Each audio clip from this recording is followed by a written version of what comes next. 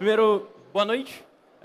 Queria começar agradecendo a Campus pela oportunidade de estar aqui, né? Para falar sobre uma coisa que eu particularmente amo muito, que é um hobby meu, que eu fui fazer simplesmente porque eu estava com um computador antigo lá em casa e falei, vou fazer alguma coisa com ele. E aí eu transformei ele num servidor e fiquei apaixonado. É isso. O conceito disso aqui não é para mostrar que você consegue fazer coisa muito diferente com hardware não muito potente.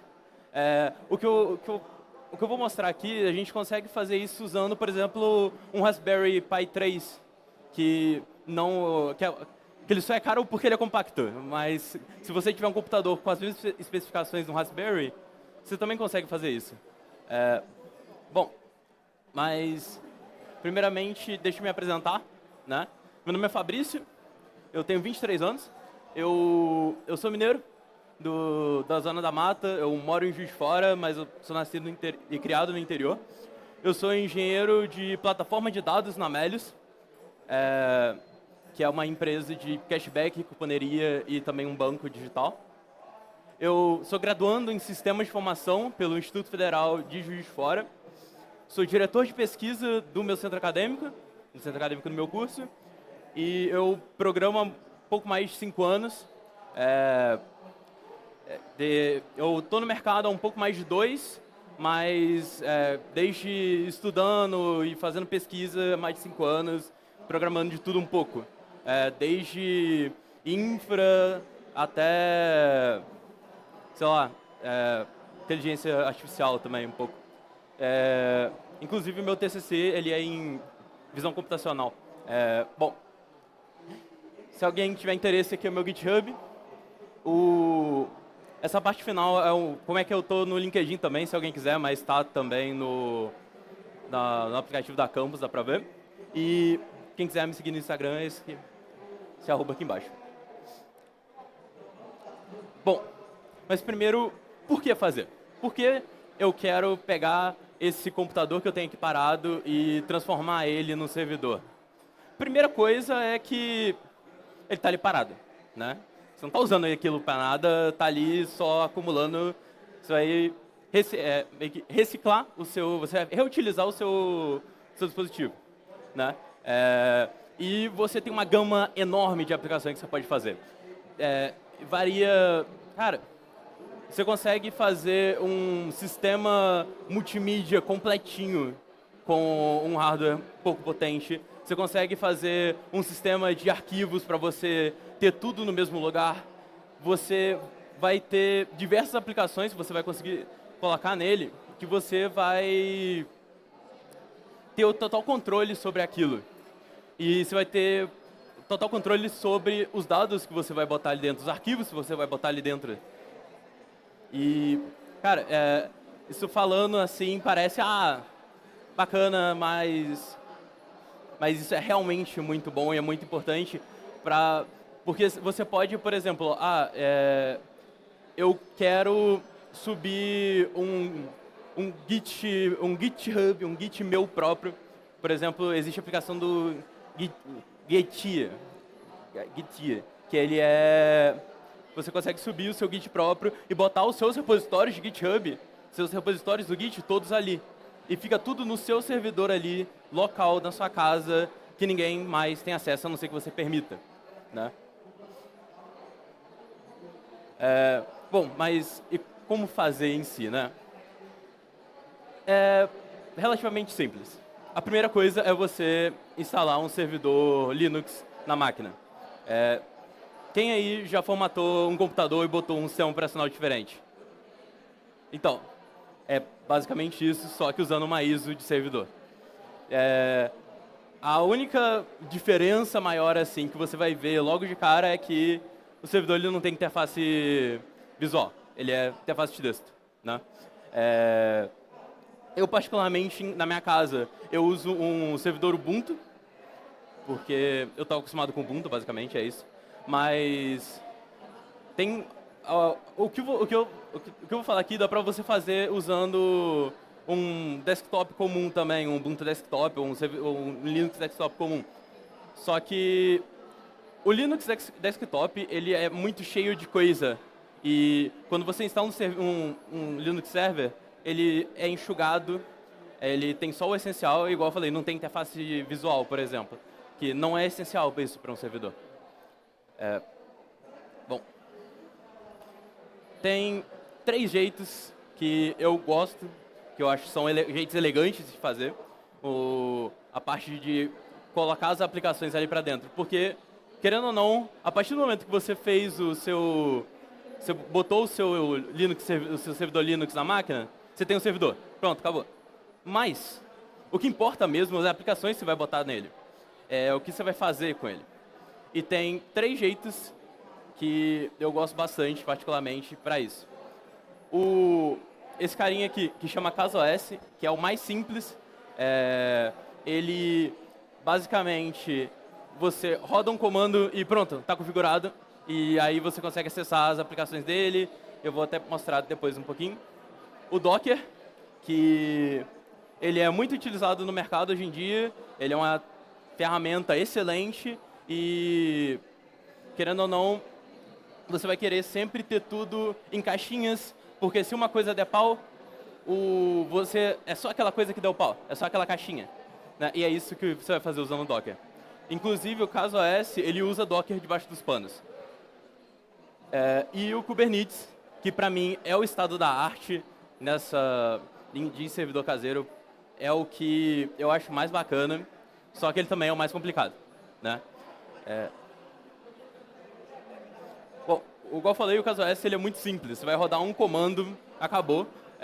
A dificuldade que eu estou botando aqui, ele é considerando que você tem 0 conhecimento sobre aquilo que você vai pegar para aprender, para fazer, né?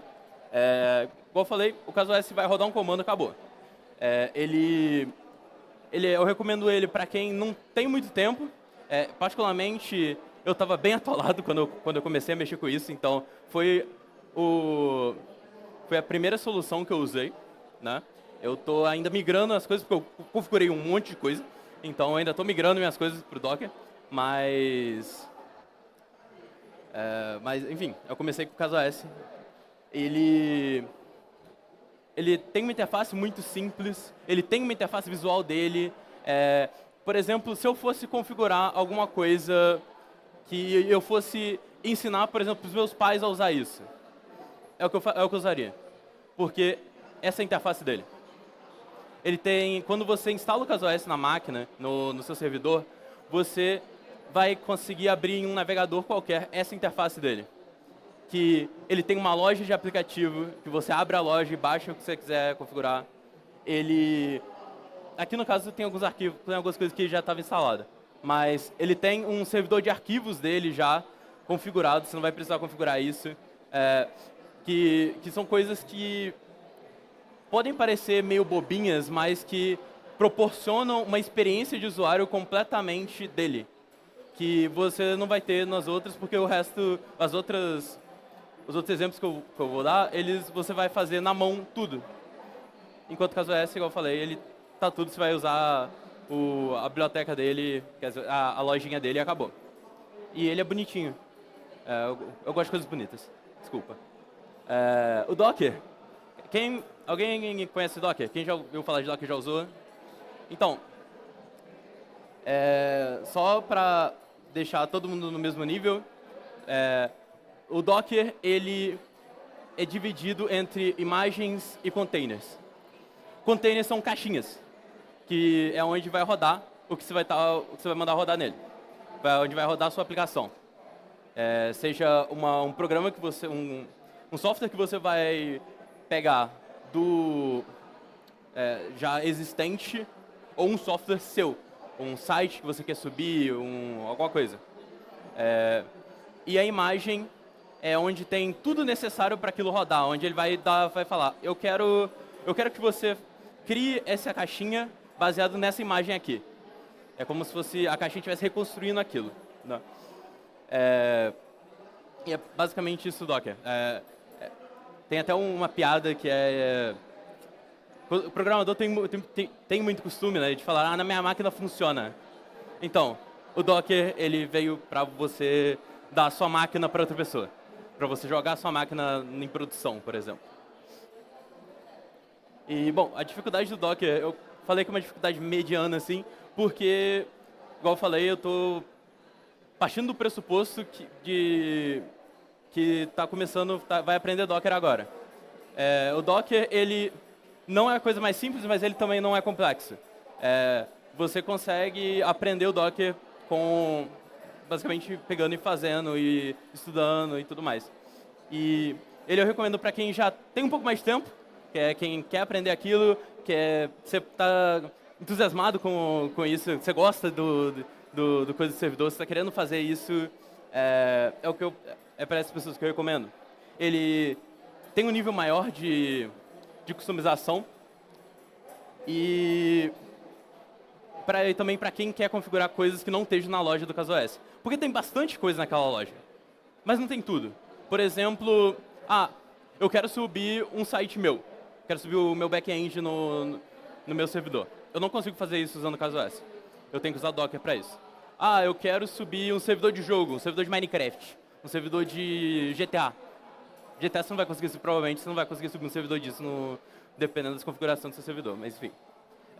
Você não vai conseguir fazer isso usando o CasuOS. Você vai ter que usar o Docker ou o Kubernetes, que é o que eu vou falar agora. O Kubernetes, ele é bem complexo. Alguém já mexeu com Kubernetes? Então, sabe do que eu tô falando. Ele é chato, ele é bem complexo. Eu amo Kubernetes, de coração, mas é inegável isso. Ele é um orquestrador de container, basicamente. Ele foi criado pela Google, ele é nativo de cloud e é isso.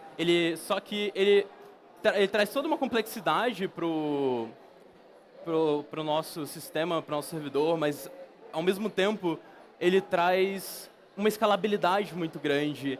Ele permite que você, por exemplo, eu tenho um Raspberry Pi 4 e 2 computadores antigos que eu não estou mais usando, estão lá enchendo de poeira.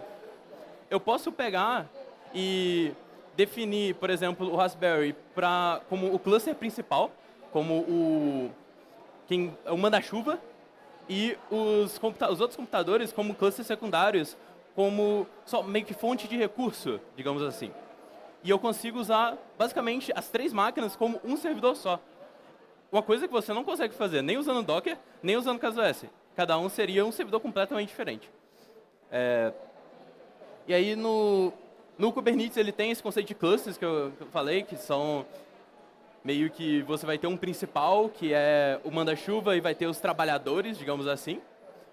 Você tem o conceito de volumes, que é um conceito muito bacana, que basicamente é volume tipo disco, por exemplo. Você consegue fazer um volume ali para deixar... aqui vai ser onde vão ficar todas as fotos que eu vou botar lá. Você consegue fazer um volume só disso, por exemplo. E compartilhar entre as aplicações, o que é a parte mais interessante. E tem o conceito de secrets, que são segredos, né? São basicamente quando você tem uma senha que você não quer que seja compartilhado, você quer botar aquilo dentro de um container, você vai usar a secrets do Kubernetes. E ele tem todo um esquema de automação dele de quando o container morrer, eu vou botar outro container. Ele, assim, por isso que eu falei que para mim ele é o estado da arte, porque ele é extremamente escalável. Tudo que eu botar nele eu consigo escalar muito fácil. Se aquele container precisa de mais recurso, ele vai me dar mais recurso para ele, vai enxugando de onde puder. E ele tem essas pequenas coisas de automação dele de morreu o resob, e isso facilita, honestamente, quando você aprende, faz isso facilita muito a sua vida. Bom, passei demais.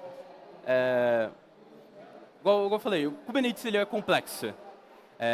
Ele tem muitas nuances, digamos assim. Então eu coloquei ele com uma dificuldade alta. Quem eu recomendo fazer isso? Honestamente, quem tiver com bastante tempo para estudar isso, ou já souber Kubernetes. Mas que você quiser, tiver uma coisa mais robusta, se você quer uma coisa com todas essas coisas de escalabilidade, com todas essas features que eu falei, né? Isso, o Kubernetes que você vai ter que fazer. E principalmente se você tiver mais de um computador para fazer isso. Porque, igual eu falei, você não consegue subir um servidor só com tendo 3 computadores, 2 computadores que seja, com as outras coisas, é só com Kubernetes. Agora, alguns exemplos de aplicação, porque, igual eu falei, a parte mais interessante realmente são as aplicações. É o que a gente pode fazer com ele, né? Você pode subir seu site nele. Se você tem, por exemplo, um blog, quero subir meu blog nele, você pode fazer isso. Você pode configurar um servidor multimídia, que, honestamente, é o que fez eu me apaixonar por servidor caseiro. Foi o Central Multimídia, cara. Isso é incrível.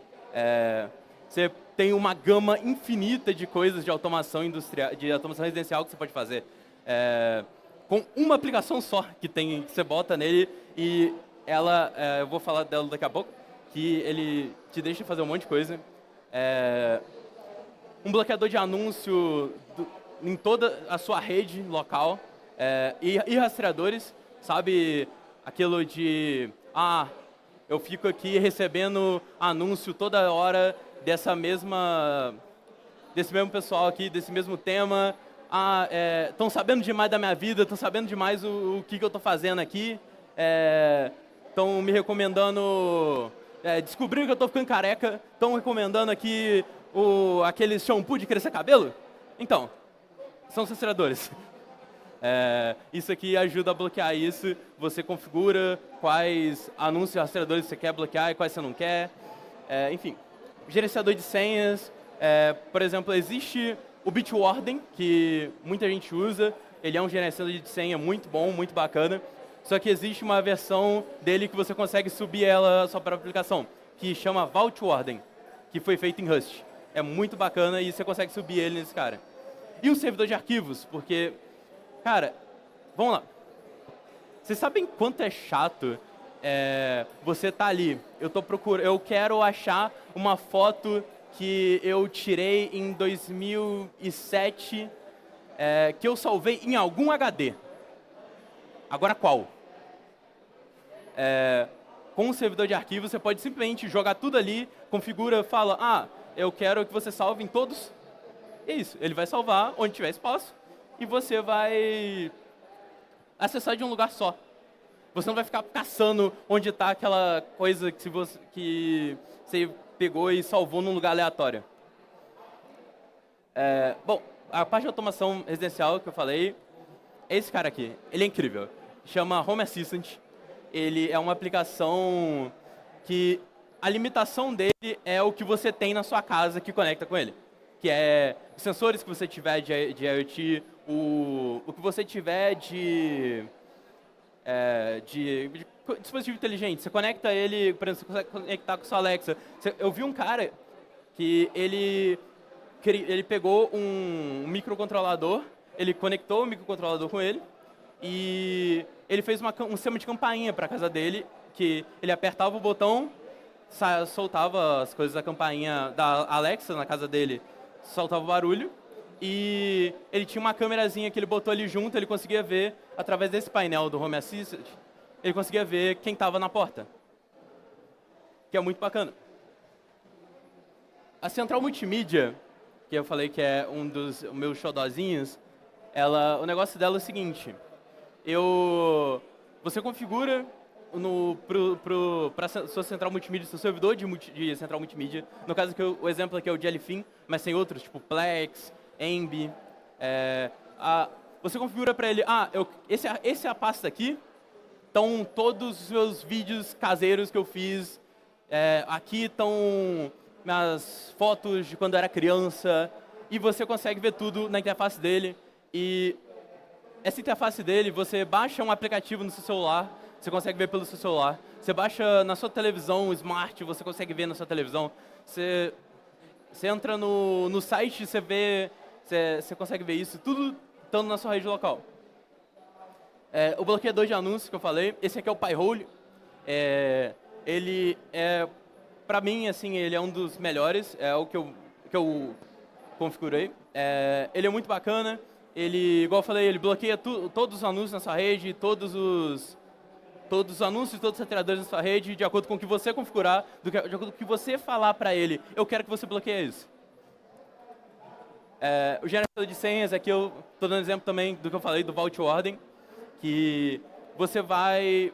Por exemplo, o Bitwarden, ele está em um servidor deles, né? Você não tem controle sobre onde realmente estão suas senhas. Com o Vault Warden, você vai ter suas senhas e dados de cartão e tudo que você for configurar e salvar nele, você vai ter ali, na sua casa. Se você quiser apagar, você apaga e você sabe que apagou. Você tem certeza disso.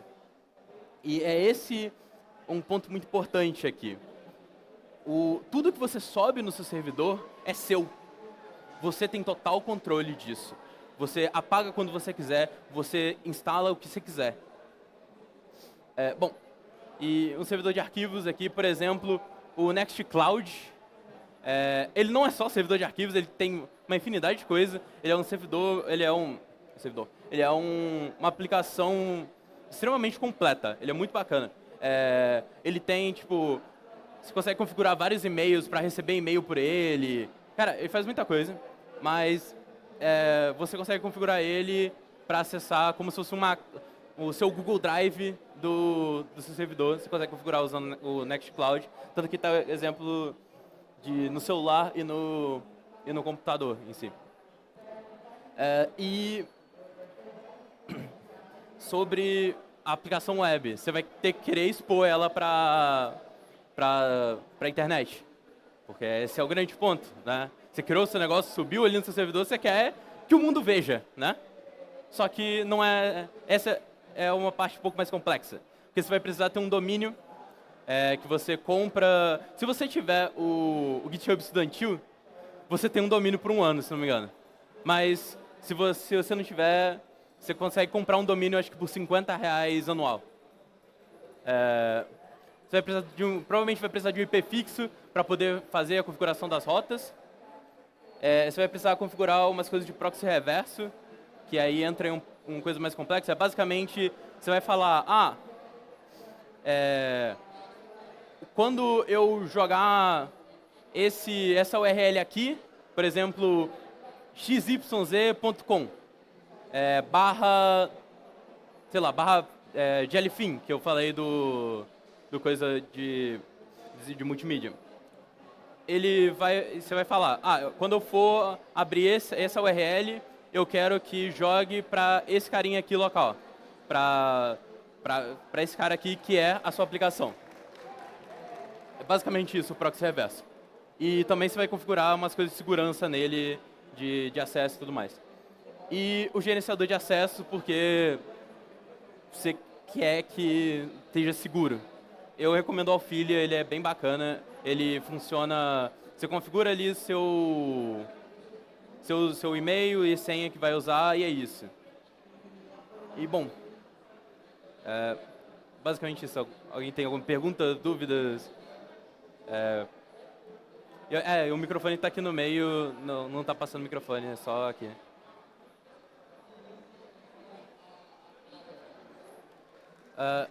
Ele está sem som, o microfone do meio.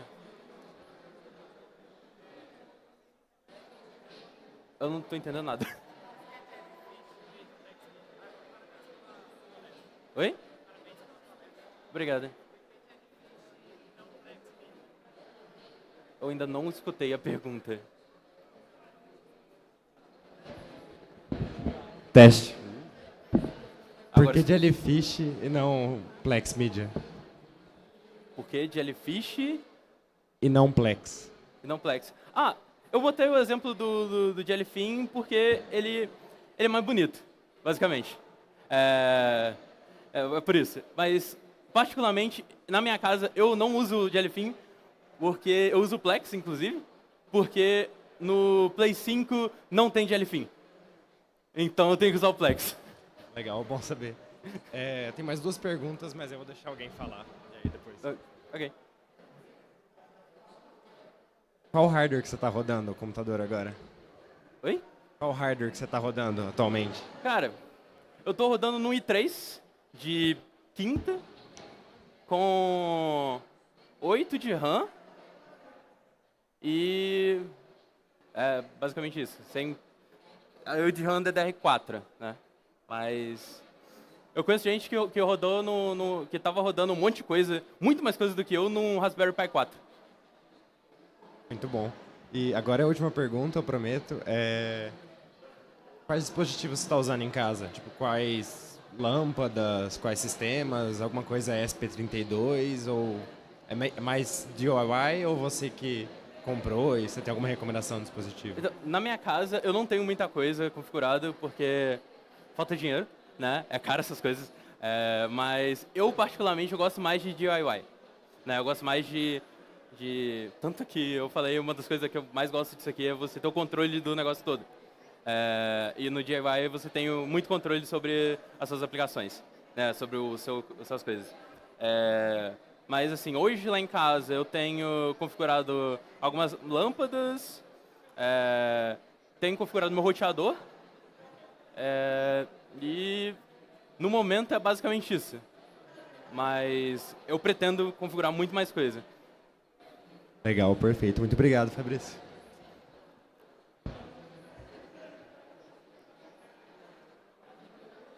Opa, beleza? Opa. Eu tenho uma pergunta. Eu tenho um home server em casa e a única coisa que ainda falta eu colocar no meu home server é o Home Assistant. Só que eu tenho vários dispositivos TUI, acho que chama. Como que funciona ele? Aceita bem? Funciona bem? Uma excelente pergunta, porque eu esqueci de falar da Tuya. Então, basicamente, tudo usa Tuya hoje em dia. Tipo assim, tudo é compatível com Tuya. Até, por exemplo, a lâmpada da Positivo, ela é compatível com a Tuya. E o Home Assistant não é diferente. Ele tem uma configuração... você consegue configurar meio que por aplicações dentro dele o que você quer, né? E você consegue configurar qualquer dispositivo da Tuya por ele. E quanto a DIY, por exemplo, ele também consegue fazer, por exemplo, você pegar um ESP ou alguma coisa assim, você consegue fazer tranquilo uma configuração dele? Consegue. Tem algumas coisas que você vai precisar de uma coisa meio específica. Depois que eu descer, eu vou olhar o canal de um cara que eu gosto bastante, que ele faz muita coisa de Home Assistant, aí eu te passo. E ele faz muita coisa de DIY também, igual, por exemplo, o que eu falei da campainha é dele. E ele fez usando um ESP32, se não me engano. Entendi, era isso, valeu.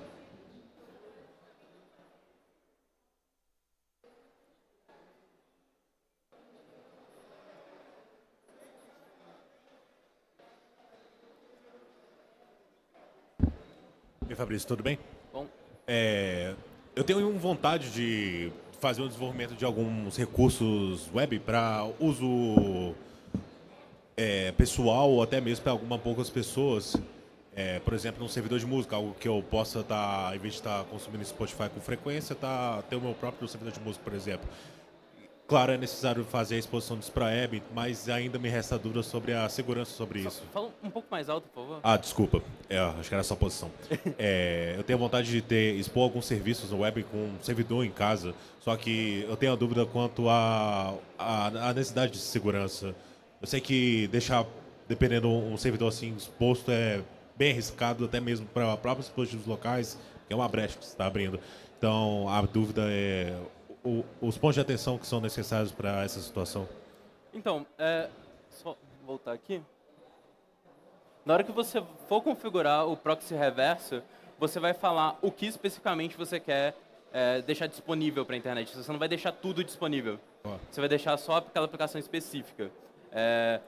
Assim, os pontos em questão de segurança, especificamente, que eu vejo assim, é muito essa questão do acesso em si, de configurar um gerenciador de acesso, se você não tiver na sua aplicação. Só que quando você configura o proxy reverso, você vai configurar, por exemplo, o SSL, você vai configurar tudo ali de algumas medidas de proteção. E quando você compra um domínio, dependendo de onde você comprar, por exemplo, o meu domínio eu comprei no Google Domains. No Google Domains, eu tenho uma proteção de ataque DDoS dele. Se você comprar pelo Cloudflare, também tem várias coisas de segurança, assim, de proteção de DDoS, de proteção de várias coisas que você já vai meio que ganhar quando você comprar por aquele cara. Entendido. Eu pensei mais em algo como a necessidade de um firewall separado. Você não vê a necessidade disso para esse cenário? Para SSH? Não, no cenário de um web server local. Ter Sim. talvez mesmo que seja um outro Raspberry Pi funcionando como um firewall, uma camada de proteção ali. Então, isso a gente resolve botando tudo em caixinhas, clusterizando. Por isso que até que eu falei, cada aplicação fica numa caixinha. Sério, até o próprio Docker você consegue fazer esse tipo de proteção? Quando você vai configurar, por exemplo, você vai fazer um container do Docker. Você vai configurar, por exemplo, o seu back-end numa caixinha e o front-end em outra caixinha, por exemplo. Se você não tiver feito um monolito. Você vai configurar cada um em uma caixinha como é feito no mercado de trabalho. Cada coisa fica numa caixinha só e... Só acabar de responder. E é isso. Ficou separada. Se você... O que está ali não afeta o que está em outra caixa. É isso. Uma caixa não interage com a outra, a menos que você mande interagir. Entendido. Ok, era somente isso. Qualquer coisa a gente conversa depois que eu tenho que descer. Joia. Muito obrigado, Fabrice. Obrigado.